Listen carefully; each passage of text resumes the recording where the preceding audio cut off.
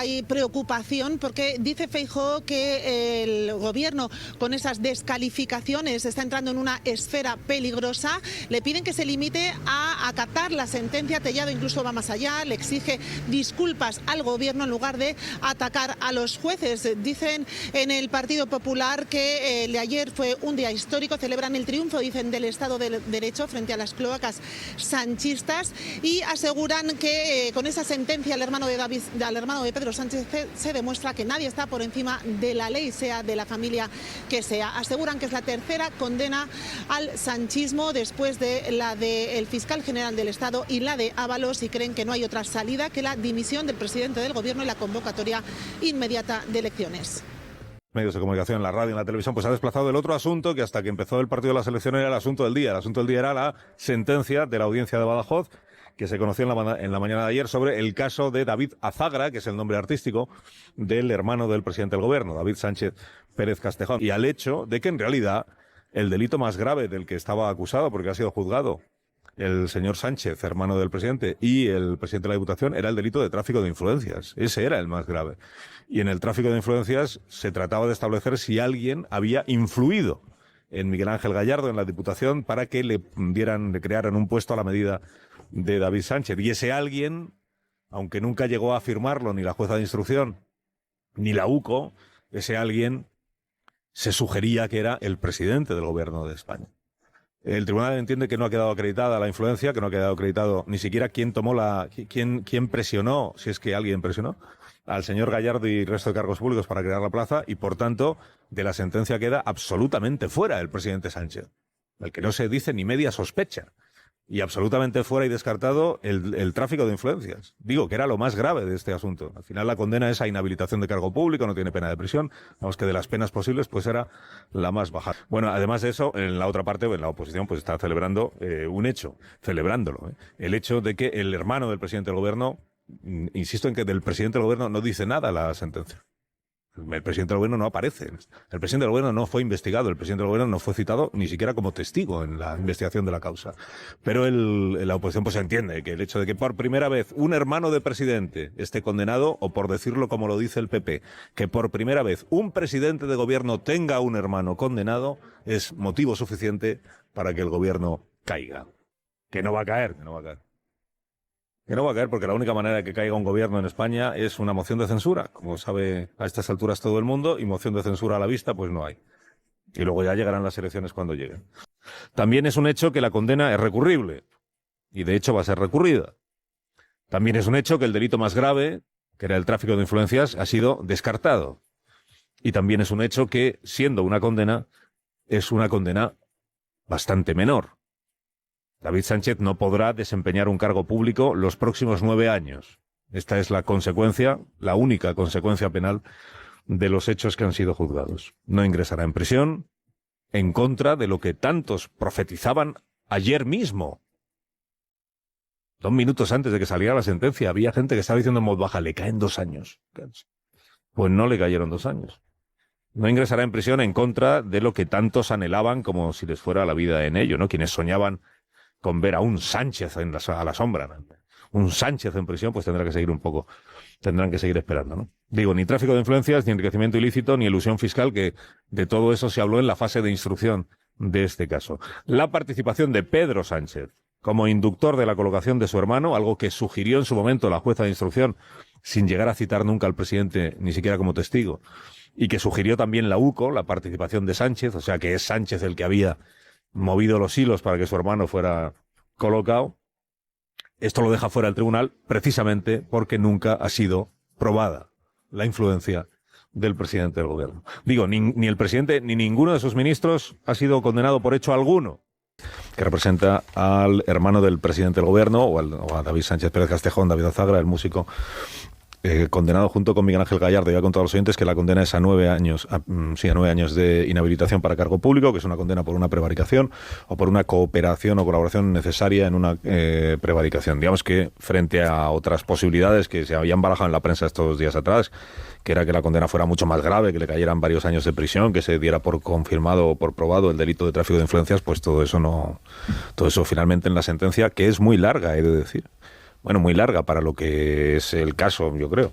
Pero bueno, creo que el tribunal ha puesto, digamos, un celo especial en argumentar y reargumentar cada una de sus decisiones y criterios, seguramente porque sabe de la trascendencia mediática que tiene la sentencia, aunque también sabe que quienes se la leen de verdad con interés pues son las partes personadas, entre ellos Emilio Cortés, que es el abogado de David Sánchez Pérez Castejón. Señor Cortés, buenos días. Don Carlos, compañía, buenos días. Creo que 377 folios para los usos habituales es una sentencia muy detallada, ¿no? Muy independiente de la opinión que uno tenga de los argumentos, pero muy argumentada, ¿no? Para lo que es costumbre. Bueno, aquí hay dos coyunturas. Una, mi edad, que ya es alguna, y por tanto ya sabemos discernir exactamente dónde está el núcleo o el corazón de la argumentación jurídica de la sentencia, y sabemos despejar aquello que entendemos que no tiene ningún tipo de interés, porque son antecedentes de hecho. Uh-huh. Y en este caso además hay una circunstancia concreta, y es que la sentencia se parece extraordinariamente mucho al auto que resolvió nuestro recurso contra el auto de transformación, y que avaló la decisión de la señora Viedma de acceder al juicio oral. Por tanto, con la coyuntura genérica de mi experiencia y la coyuntura específica de la identidad entre un documento judicial y el otro, pues la verdad es que ha sido más llevadero de lo que en principio por el volumen podía parecer. Bueno, va a recurrir usted, en nombre de David Sánchez Pérez Castejón, va a recurrir la sentencia, la condena. ¿Con qué argumentos o cuál va a ser el argumento principal para rebatir lo que sostiene el tribunal? Lo primero que hay que concretar es que al señor Sánchez solamente le han condenado por el cambio de nomenclatura de la plaza, que de ser de coordinador de conservatorio pasó a ser el director de la Oficina de Artes Escénicas. Uh-huh. Por tanto, el recurso solamente se va a proyectar sobre ese hecho, que es el único que se le atribuye provisionalmente, una cooperación necesaria en una prevaricación, y fundamentalmente el recurso en lo que tiene que ver con la parte más sustantiva, pues será una especie de pregunta retórica preguntando en qué han consistido esos actos de cooperación necesarios, uh-huh. Porque yo, después de leer la sentencia, no termino de encontrar muy bien cuál ha sido la participación causal del señor Sánchez en esa toma de decisión. Uh-huh. Digo, la condena nunca es un plato de gusto para quien, ni para el condenado ni para el abogado que defiende al condenado, pero digamos, en conjunto, y de lo que podía haber llegado a ser, digamos, o en lo que ha quedado, ¿qué grado de satisfacción tiene el abogado defensor y el propio David Sánchez Pérez Castejón por una condena? Yo he dicho que es una condena menor, digo, en comparación con lo que se decía que podía llegar a pasar. Entiendo. Sí, entiendo, porque el derecho penal, si se permite la expresión, que no, la verdad, bueno, como estamos en julio se puede permitir alguna licencia. Sí. El derecho penal es como una cebolla, la capa de arriba es el ingreso en prisión. Sí. A partir de ahí vamos quitando capas hasta que llegamos a una solución plena. Hay que tener en cuenta además cuál es la historia de este procedimiento, porque en el plenario es verdad que nos hemos enfrentado a 6 delitos, del que solamente ha sido condenado por 1, lo cual ya nos da una estadística algo favorable, pero también en su momento el señor Sánchez fue acusado por defraudación tributaria y por enriquecimiento ilícito, que en el periodo de instrucción eso quedó también sobreseído. Por tanto, el balance, digamos, estadístico, el balance objetivo es bastante positivo, lo cual no resta ni un solo ápice de entusiasmo a la hora de acometer el recurso de apelación, para en esta labor de poda, de cómo empezó todo a cómo finalmente ha terminado desembocando, en esta labor de poda, como digo, pues podamos terminar arrancando la única mala hierba que queda, que es la que tiene que ver con el cambio de denominación de la plaza. Uh-huh. El abogado David Sánchez Pérez Castejón, que es usted, atribuye esta condena al sesgo político de los jueces que integran el tribunal. Yo no tengo constancia objetiva de ese particular.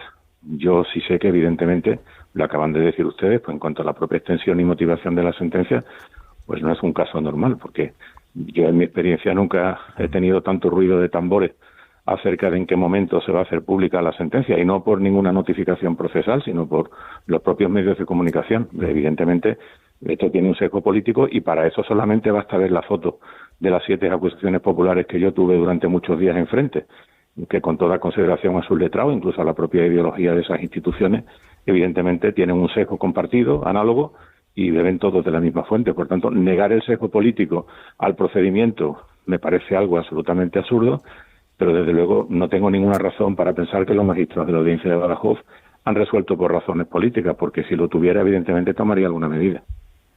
O sea que en su opinión no es un caso de lawfare. La sentencia me parece muy controvertida, vamos a recurrirla, pero yo no tengo ninguna razón objetiva para pensar que es un caso de lawfare. porque ya digo, si la tuviera evidentemente tomaría otra decisión diferente. Hay algunas cosas que me llaman la atención, pero ya digo, no tengo, como decimos en nuestro ámbito, más allá de toda duda razonable, no puedo decir que obedezca a un caso de lawfare. Puede obedecer a otras razones que son muy muy normales, por otra parte, en el desarrollo de nuestra profesión como letrado. Y es que, bueno, las sentencias se dictan, se recurren, y luego al final, pues, en ocasiones queda una foto muy diferente a la que inicialmente se había fijado por el Tribunal de Instancia. Pero vamos, por responder francamente a su pregunta, la respuesta es no.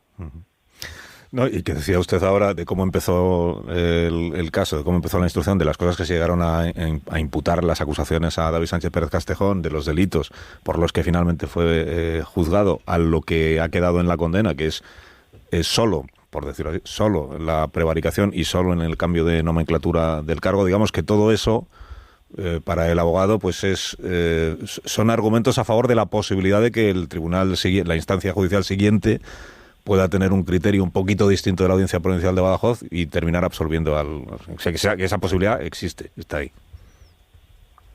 Sí, sobre todo porque al decaer las condenas o no castigar por tráfico de influencias, pues es una prevaricación muy sosa, porque no se sabe verdaderamente por qué se prevaricó. Y es ahí por donde la sentencia se desliza, con toda consideración a los magistrados que la soportan, se desliza por un terreno hipotético absolutamente impropio de una sentencia penal, en la medida en que, si bien no se ha probado, dice, la existencia de un tráfico de influencias, es cierto que pudiera ser posible que en atención a los apellidos de mi cliente pudiera haber habido esto es totalmente refractario al entendimiento de la presunción de inocencia en un Estado democrático. No se puede suplir la prueba por la inferencia. Y claro, al decaer el tráfico de influencia, pues ya digo, queda una prevaricación sin móvil, queda una prevaricación sin motivo, y sobre todo es muy llamativa en la sentencia la ausencia de argumentación acerca de la extraordinaria cantidad de elementos de descargo que nosotros desplegamos en el plenario. Se dice además que los testimonios de los funcionarios de la Administración, de la Diputación, en cuanto que es una organización jerarquizada, pues que no se lo creen porque han ido ascendiendo. Primero, no ha habido prueba del ascenso. Segundo, el ascenso en la Administración es algo legítimo. Y tercero, la Guardia Civil también es un cuerpo jerarquizado y eso sí le han hecho caso. Bueno, siempre que tenemos un texto judicial entre manos, le pedimos que baje al plató a Irma Frigenti, la experta en tribunales de la hora de la hora. Muy buenos días. Muy buenos días, Irma. Bueno, vamos a ese texto, a esa sentencia. Vamos a intentar diseccionar los detalles que aparecen en ese texto, lo que aparece y lo que no aparece. La sentencia asegura que David Sánchez, el hermano del presidente del Gobierno, conocía previamente que el puesto se había creado para él. Sí, lo que pasa es que hay que tener en cuenta que es una condena por indicios, porque lo que dice la sentencia es que, como son delitos llamados de despacho, en los cuales pues no hay una prueba directa y tampoco, pues nadie tampoco va a decir, ¿no? Pues ha habido un tráfico de influencias o no lo ha habido. Entonces, bueno, se tienen que basar en los indicios que hay que rodean a este asunto. Lo que pasa que es cierto que en esos indicios que consideran tampoco está acreditado cómo David Sánchez sabía, porque ellos lo que dicen es que ellos tienen claro que el puesto se crea para él, y lo dicen, es lo primero que dan por probado, pero dicen que no saben si fue a petición de David Sánchez, a petición de alguien de su entorno o de motu propio, porque la Diputación de Badajoz quiso hacerlo para de alguna manera congraciarse con el hermano de esta persona, que es el presidente del Gobierno, aunque en ese momento, en 2016, no era presidente del Gobierno y ni siquiera estaba como secretario general del Vamos a recordar estas fechas. Cuando la plaza, o sea, cuando comienza todo el proceso para elegir a esa persona, Pedro Sánchez no era siquiera secretario general. Cuando entra en el puesto David Sánchez, ya sí era secretario general, pero no presidente del Gobierno. Claro, eso es. O sea, ellos lo que dicen es que cuando la plaza se crea, se hace en el seno de la Diputación de Badajoz, en las más altas instancias, y eso se hace en 2016. En 2016 es cuando Pedro Sánchez no tenía ninguna responsabilidad en el partido y tampoco era presidente del Gobierno. Y cuando esa plaza se adjudica, que es en 2017, ahí ya sí era secretario general, y luego el año siguiente, en 2018, fue cuando fue investido. Saludamos a Carla Vallejo, magistrada. Buenos días. Hola, muy buenos días a todos. Magistrada, ¿es habitual ver una sentencia como esta basada en indicios? Las sentencias, las condenas basadas en indicios, sí, efectivamente son habituales y están ratificadas por el Tribunal Supremo, cumpliendo una serie de requisitos. Que sean varios indicios, que estos indicios lleven a que un hecho base quede plenamente acreditado y que de esos hechos bases sea posible, por una inferencia lógica, declarar probados unos hechos. Quizás las partes, no es que la condena se haya llevado a cabo por indicios, lo que puede resultar polémico de esta sentencia, sino la forma en la que se ha hecho y la ampliación que supone de los límites hasta ahora reconocidos por la jurisprudencia del delito de prevaricación. Si David Sánchez, magistrada, no es funcionario, ¿cómo se argumenta un delito por prevaricación? Esto es lo que se conoce en el derecho penal como la figura del extraneus. Efectivamente, el delito de prevaricación administrativa como tal, como autor, solo lo puede cometer un funcionario o una funcionaria pública, pero aquellos particulares que participan en la comisión del delito, que se benefician del delito, llevando a cabo una actividad sin la cual el delito no se hubiera cometido, pueden responder como cómplices o como cooperadores necesarios, como ocurre en este caso. Pero una duda, ¿cómo se es cooperador necesario si no se interviene en el proceso? Aunque se conozca, no se interviene. Por el hecho de presentarse a un proceso para un puesto público, ¿ya se estaría cometiendo ese delito? No es funcionario, era conocedor de que había un proceso, pero ¿en qué momento eso se convierte en algo delictivo? Claro, como le digo, hasta ahora cuestiones como las que se detallan en esta sentencia habían quedado siempre al margen del derecho penal. Se consideraban que cuestiones que podían ser revisadas en la vía contencioso administrativa. Son pleitos muy comunes, por otro lado, en todos procesos de concurrencia competitiva en el que concurren varios aspirantes, que se impugne el hecho de que se le adjudique la plaza a uno frente a otro, o bien que las bases se encuentren predeterminadas para favorecer a una parte y no otra. Son cuestiones nada extrañas, pero el derecho administrativo. Lo que resulta en este caso novedoso, y seguramente es la cuestión sustancial en la que se van a sostener los recursos de las defensas y sobre lo que se tendrá que pronunciar la jurisprudencia del Tribunal Superior de Justicia, del Supremo e incluso del Constitucional, es esta ampliación de la prevaricación al hecho de presentarse a una plaza en la que se considera que los requisitos que se han establecido favorecían de forma directa a uno de los candidatos. Magistrada, los tres jueces que firman el fallo dicen que no era una plaza ni urgente ni necesaria. ¿Son ellos los que tienen que valorar si una plaza es urgente o necesaria en una administración pública? Claro, de nuevo, todas las administraciones públicas tienen la potestad de autoorganizarse y de llevar a cabo lo que viene siendo su estructura, su sistema de funcionamiento. De hecho, es lo más habitual que cada vez que existe, pues, por ejemplo, un cambio de gobierno, un cambio de administración, todos los departamentos se reestructuren, se creen nuevas plazas, nuevos puestos o se eliminen otros. Podemos recordar, por ejemplo, en el caso, más allá de que puedan ser más o menos necesarios o más o menos criticables. Se me ocurre recordar ahora el caso de la Oficina de Defensa del Español, que se creó en la Comunidad de Madrid. Forma parte de estas potestades de autoorganización que tiene una administración, y hasta ahora, como digo, son cuestiones que han quedado fuera del derecho penal. En este caso, esta sentencia sí considera que el hecho de que se haya creado una plaza que para algunos funcionarios, algunos integrantes de la administración no se consideraba necesaria, y habla también de que se hizo con excesiva premura, con una predeterminación para que la misma fuese adjudicada a una persona concreta, esto lo consideran un hecho delictivo. David Sánchez es el hermano de Pedro Sánchez. No hace falta mirarle a la cara para comprobarlo. Con oír la voz es suficiente.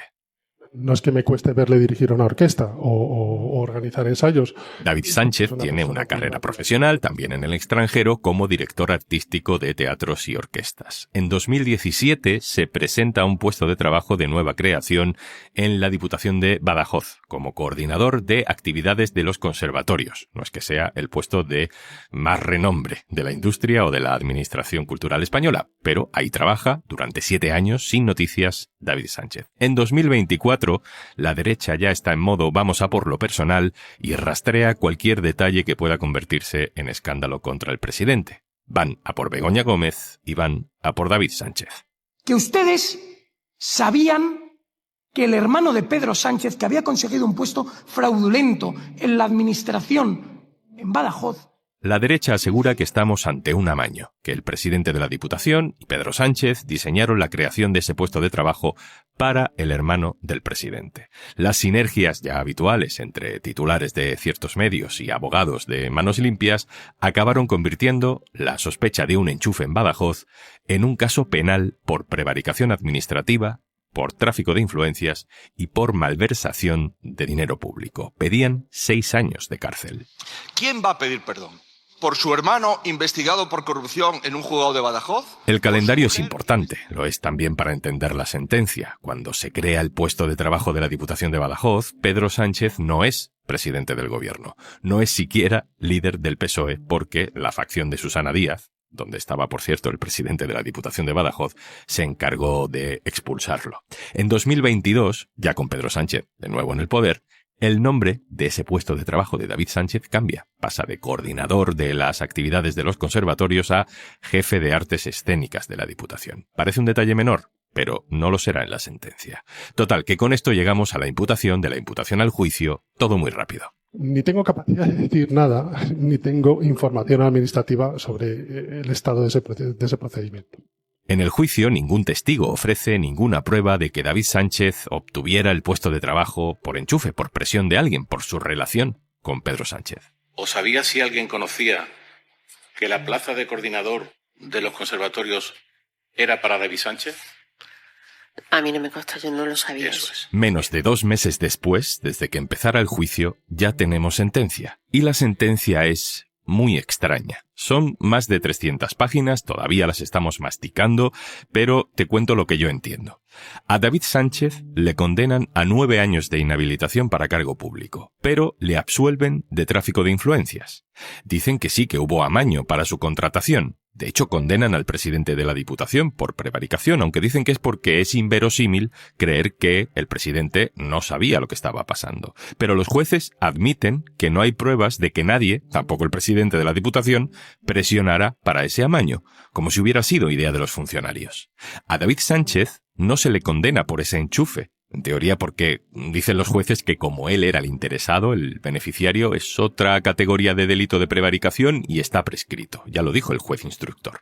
Declaramos extinguida por prescripción la responsabilidad penal por el delito de aceptación de nombramiento ilegal, el bloque A, por el que venía siendo acusado el señor David Sánchez Pérez Castejón. Entonces, ¿por qué le condenan?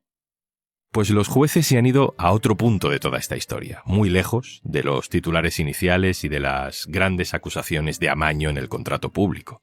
A David Sánchez y al presidente de la Diputación de entonces, Miguel Ángel Gallardo, le condenan porque en 2022, cuando ya llevaba 5 años ejerciendo, modificaron el nombre de su cargo. El detalle que te mencionaba antes, de coordinador de las actividades de los conservatorios, a jefe de artes escénicas de la Diputación. A eso se aferra la sentencia para decir que ahí está la prevaricación, porque David Sánchez se interesó, consintió, dice textualmente, ese cambio de nombre, que debería haber provocado, según los jueces, que ese puesto de trabajo volviera a salir a concurso público. Si no hay tráfico de influencias, ¿por qué hemos estado realmente 2 años hablando de todo esto?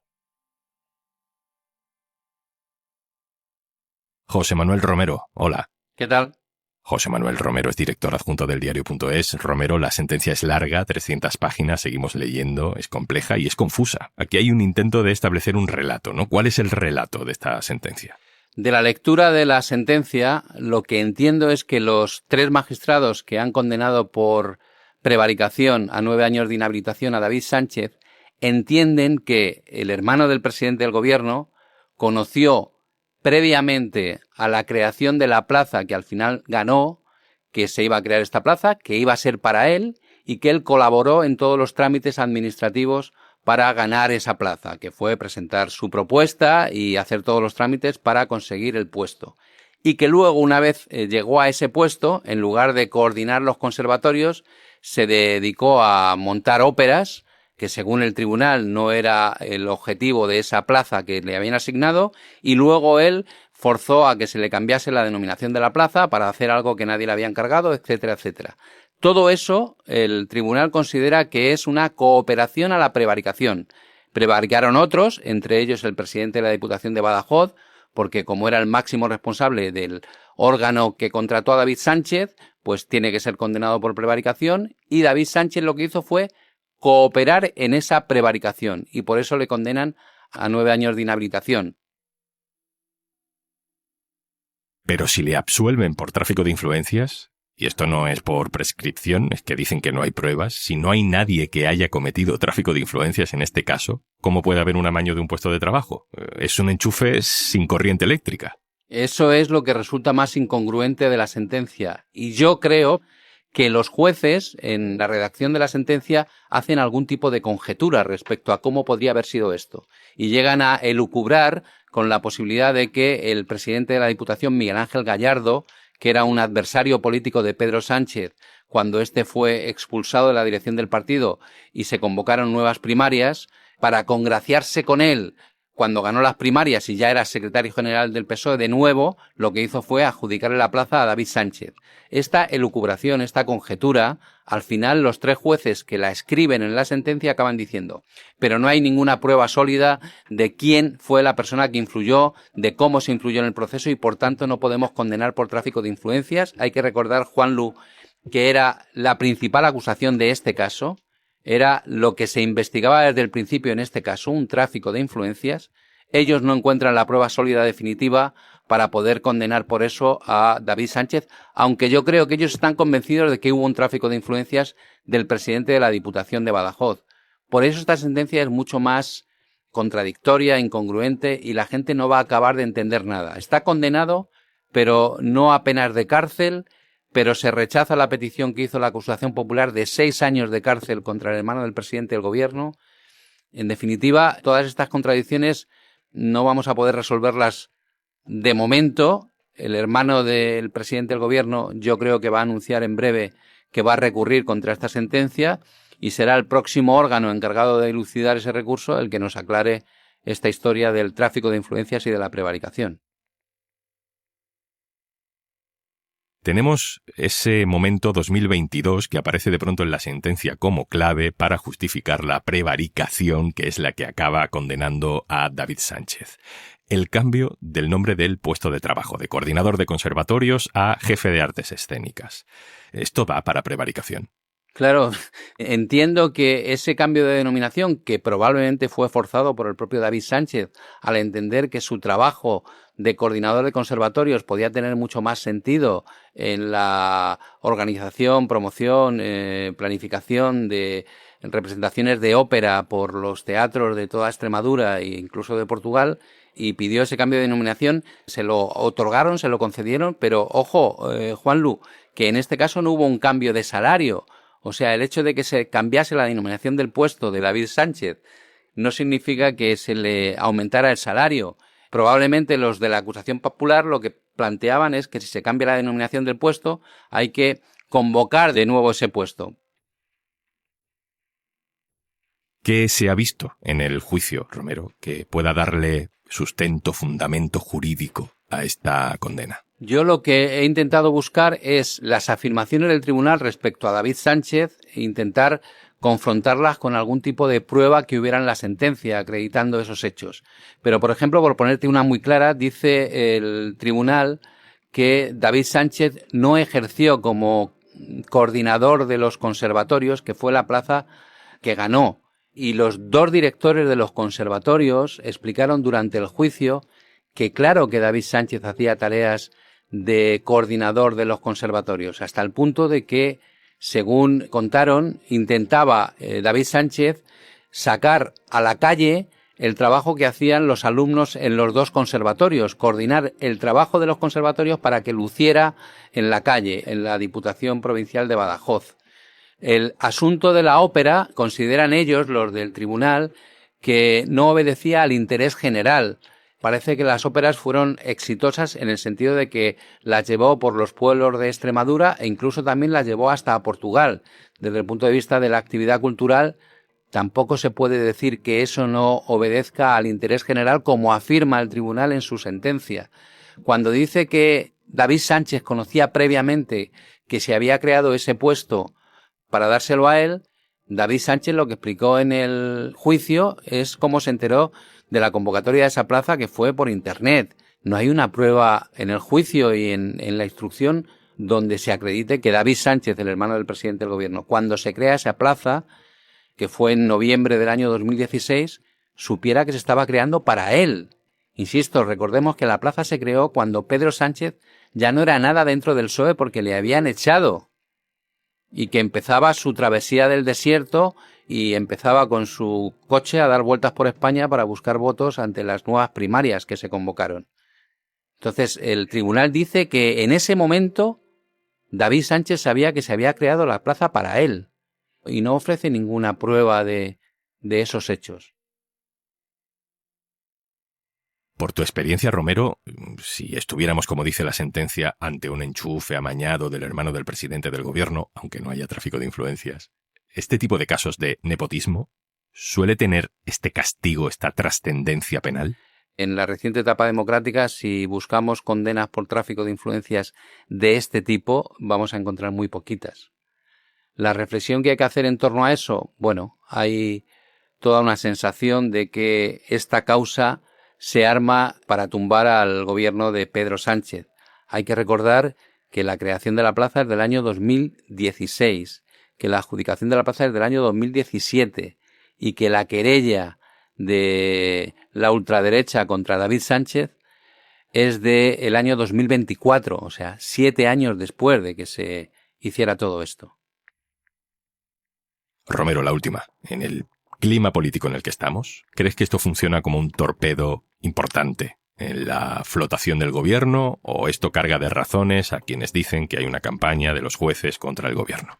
Creo que la contradicción entre una condena por prevaricación y una absolución por tráfico de influencias le da un pequeño balón de oxígeno al presidente del gobierno, a Pedro Sánchez, y que si ya hay una sospecha gigantesca respecto a la instrucción del juez Juan Carlos Peinado contra la esposa del presidente del gobierno por todo lo que hemos conocido en estos 2 años de instrucción torticera, esta sentencia con esa contradicción contribuye a generar un manto de sospecha respecto a la actuación judicial contra familiares del presidente del gobierno Pedro Sánchez. Digamos que yo creo que la opinión pública va a diferenciar muy bien entre las condenas contra Ábalos o contra Koldo o la imputación de Santos Cerdán y estas causas judiciales contra los familiares del presidente del gobierno. Insisto en que creo que esta sentencia, por mucho que el PSOE haya salido en trompa denunciando la desproporción de la sentencia, es un pequeño balón de oxígeno para Pedro Sánchez. La opinión pública puede decir, entonces no se le condena a cárcel, pero si pedían 6 años de cárcel los de Manos Limpias y los de Vox y los de Hazte Oír y toda esta gente. Entonces no ha quedado aprobado el tráfico de influencias y luego ya la gente tiene que entender lo que es la prevaricación e intentar entender en qué consiste la prevaricación de David Sánchez, que nosotros llevamos aquí un rato intentando explicarla y no es sencillo. Por tanto, mi interpretación de la sentencia de hoy es que le da un pequeño balón de oxígeno al presidente del gobierno.